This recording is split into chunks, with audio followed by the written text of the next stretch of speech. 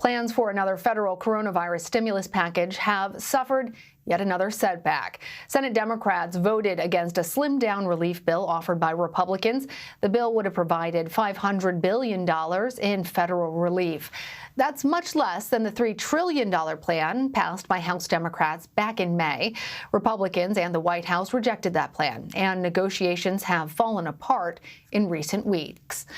The White House is reportedly considering additional executive actions to help the economy, and Congress could be forced to take up this issue again in the coming weeks, with current government funding set to expire on September 30th.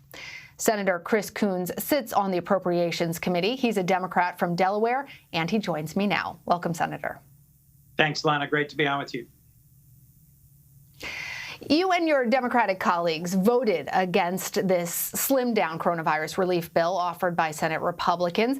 It would seem as if Congress is back to square one when it comes to passing another stimulus package. When I spoke with Senator Lindsey Graham this week, he said that he was discussing it with you and was optimistic that perhaps the two of you could break through this logjam on behalf of the American people. What conversations have you had with your Republican colleagues on this issue? And do you see a bipartisan path forward? Well, Lana, first, let me give your viewers some context. 4 months ago, when we ultimately unanimously passed the CARES Act, which provided $2.3 trillion worth of support for individuals through stimulus payments, for state and local governments, for businesses and nonprofits through the PPP program, initially, Democrats had to come to the floor and vote against it, not just once, but twice, before we got Republicans to agree to include critical elements of that bill: support for state and local governments, stimulus payments for individuals, and support for hospitals and healthcare systems. I hope we're in the same place today. I was struck that Republican Majority Leader McConnell sent us home for the month of August for our recess without having reached a deal, and instead President Trump relied on a few flimsy, legally uncertain executive orders to try and fill the gap. I didn't enjoy going to the floor and joining every other Democrat in voting down Mitch McConnell's so-called skinny package, but it was a signal meant to jumpstart negotiations, because the package on the floor yesterday, Lana, once again, lacked support for state and local governments, lacked support for some critical investments like payments for rent or for mortgages for those who are facing eviction. There's a half dozen ways in which this bill is too skinny. Well, can we talk about that a little bit more, Senator? Because your state of Delaware has paid out more than $768 million in unemployment assistance since the pandemic began. And some individuals will receive an additional $300 per week in federal unemployment assistance beginning next week. But that funding is going to run out. So what do you say to your constituents and all Americans who hear what you're saying, who hear the Republican talking points and hear the Democratic talking points, but fundamentally feel like this shouldn't be a partisan issue, that there should be some negotiations that actually produce relief for the American people, the millions who are currently in need? Well, Anna, that's why I talked to colleagues, both Republicans and Democrats, to try and see what path forward there might be. Senator Graham of South Carolina is a conservative Republican, but he and I have worked well together on some appropriations issues in the past. So what he was referencing in his conversation with you last night was a conversation we had on the floor, as are many other Democrats and Republicans, the small groups of us who are trying to find a path forward, to say, what will it take to get you to increase the amount of support for unemployment, to increase the amount of support for state and local governments? Speaker Pelosi and the House, as you referenced in the introduction, passed a robust $3 trillion bill several months ago. And Speaker Pelosi has already said she would come down from $3 trillion to $2.5 trillion to $2.2 trillion. And what she and Minority Leader Schumer in the Senate are waiting for is for the Republicans to meet them in a compromise. So many of us who support Speaker Pelosi and Senator Schumer, as I do, are trying to find a path forward towards compromise. But at the end of the day, the details are going to require Majority Leader McConnell to come to the table. He hasn't participated in any of these negotiations over the last month. And Mark Meadows, the acting chief of staff for President Trump, has mostly played an unconstructive role in the negotiations, saying no rather than yes, and not working to find the middle.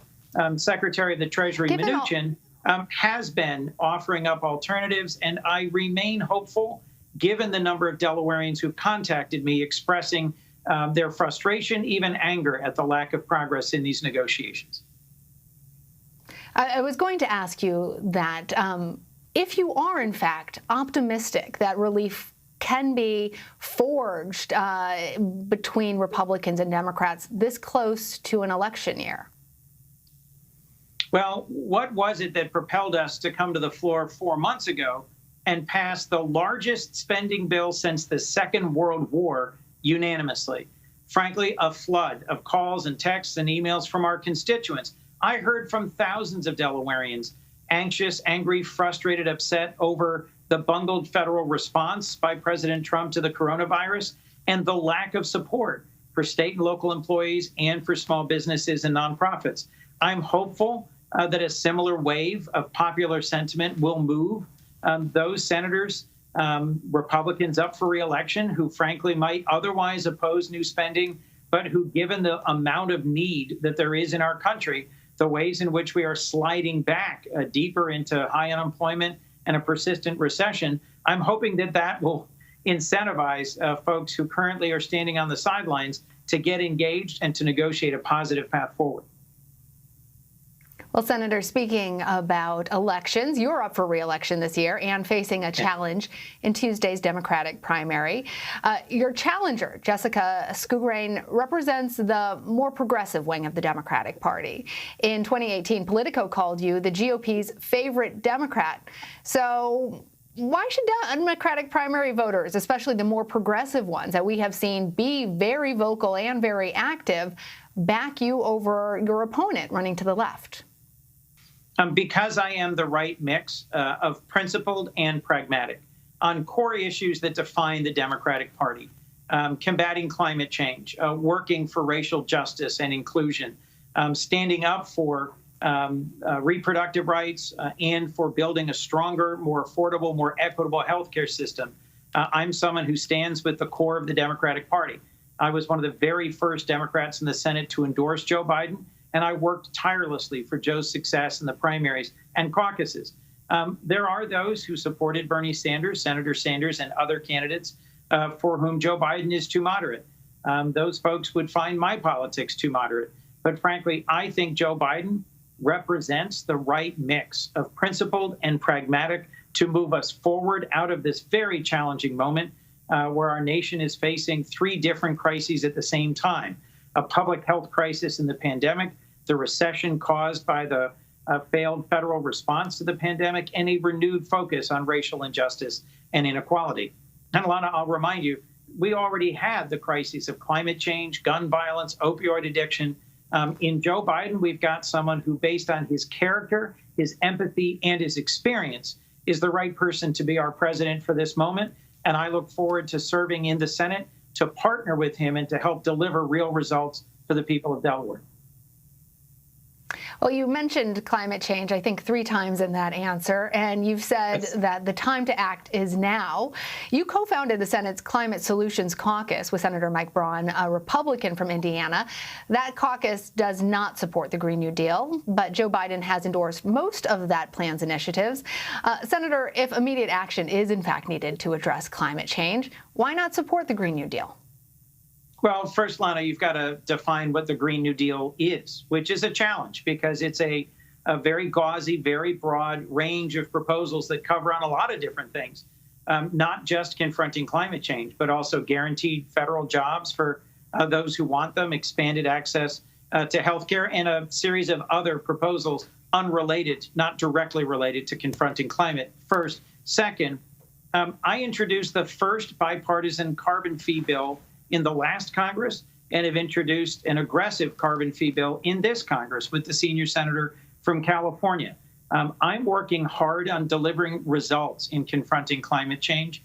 And the point of having a large bipartisan climate solutions caucus for the first time is that I've got 7 Republicans from more moderate Republicans like Susan Collins or Mitt Romney to very conservative Republicans like Marco Rubio and Mike Braun of Indiana, who are engaging in regular, detailed, thoughtful conversations about how we move forward. I think bringing Republicans and Democrats to the table to come up with solutions to this imminent existential threat is part of what Delawareans would hope their senator would be doing. Let's move on to talking about your role as a member of the Senate Foreign Relations Committee. Microsoft is warning that groups backed by Russia, China, and Iran have launched cyber attacks targeting the Trump and Biden campaigns. Last week, the president's national security advisor, Robert O'Brien, said that China has taken the most active role in interfering in the upcoming election. What are you hearing from the administration about ensuring the safety of our elections? Not as much as I would like to. Frankly, it's been months now since we had public and classified briefings from the former director of national intelligence, Dan Coats, and the continuing to serve FBI director, Chris Wray, both of whom were senior Trump administration officials, and who said before the pandemic that they expected Russia to be aggressive, engaged, and to really bring their best game and their top resources to trying to interfere in this presidential election.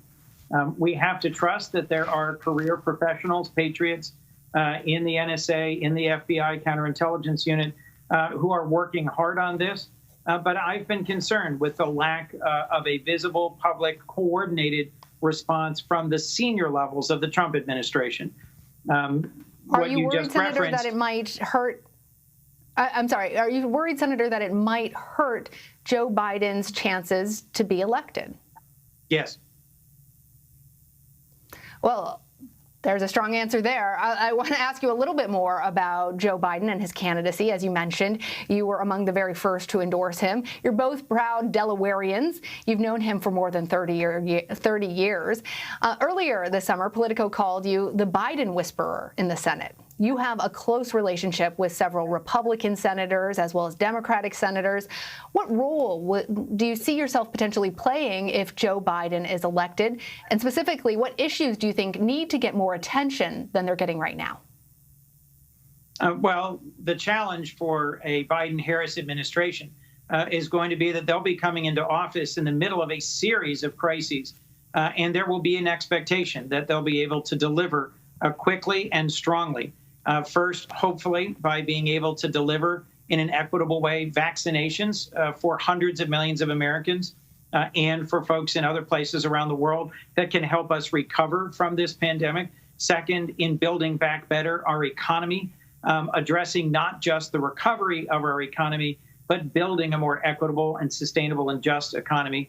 And then last, making real progress in policing reforms, in tackling racial injustice and the ways in which inequality has impacted education opportunity, housing, a whole range of different factors of our country, from healthcare to education. So I think there's going to be a robust agenda. Is there a particular role you could see yourself playing in that administration? Yes, Lana, I am hopeful that in the Senate, I'll be able to help convene a group of bipartisan senators able and willing to work together. We've had strong bipartisan bills in the past on urgent issues like immigration reform or gun violence reduction, where, frankly, President Trump initially said he would support or embrace them and then did a 180 once he got criticized on Fox News or by the far right. If we have a president who can say, this is the kind of bill that I will sign, and a challenge that we need to address, whether it's prescription drug prices or the opioid crisis, I'm hopeful that I can play a role as one of a group of senators that will bring to the table and get passed in the Senate with the leadership of Senator Schumer, bipartisan bills that can make a real difference and can show the American people democracy can work, we can make progress, and we can restore a sense of optimism. There's also a very robust agenda of foreign policy issues that have to be addressed, where I look forward to playing a role.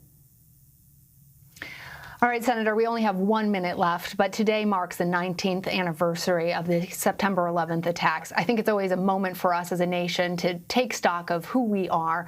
What is going through your mind today? I recorded a statement about 9/11. It was striking to me that because it's a pandemic, there are virtually no public events commemorating 9/11 in Delaware. And as I've been reflecting on the last 19 years, I've thought about the dozen Delawareans who died on 9/11, the 3,000 Americans, folks who were in our country that day who died on 9/11, and the hundreds of thousands, even millions, of Americans as first responders, as survivors and family members, and as members of our armed forces who have served us overseas and at home to help keep us safe in these 19 years. We need to be grateful for their service. We need to support them, but we also need to be dedicated to the sort of work at home and abroad that will make the United States an admirable nation, a respected nation, and a safe, secure, and just nation. All right, Senator Chris Coons, thank you so much for joining us.